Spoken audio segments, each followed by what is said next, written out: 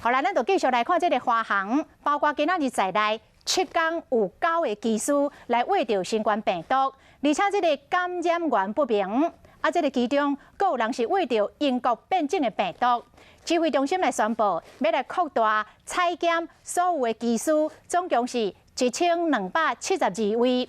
一透早，这个桃园病院的医护人员都到机场边仔的饭店协助来检验，按算伫个5月初1进前全部采检好势。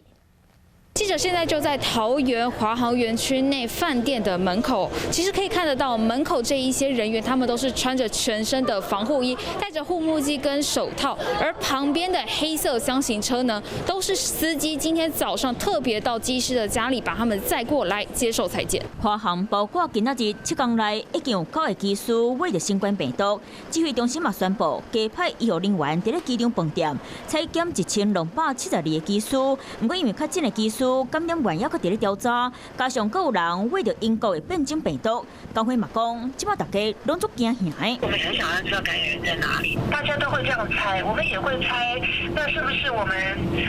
去公司报道的路径就隔开来或什么之类的，已经有点到绘声绘影的状况了。即摆平均一天会当采检200个人，而且为昨日就开始执行。预计5月初1进前，得当采检完全部的技术，其中嘛包括即摆还搁伫咧居家检疫的，嘛是3天检疫完了后直接采检。虽然发生机组人员挖到病毒，不过加在疫苗传出好消息。指挥中心讲，除了已经买到莫德纳疫苗，过来嘛透过 COVAX 买到辉瑞 BNT 疫苗，不过数量还搁伫咧超，嘛已经开始咧招标-70度的冷冻设备，希望到时阵有愈侪疫苗会当帮助台湾的疫情。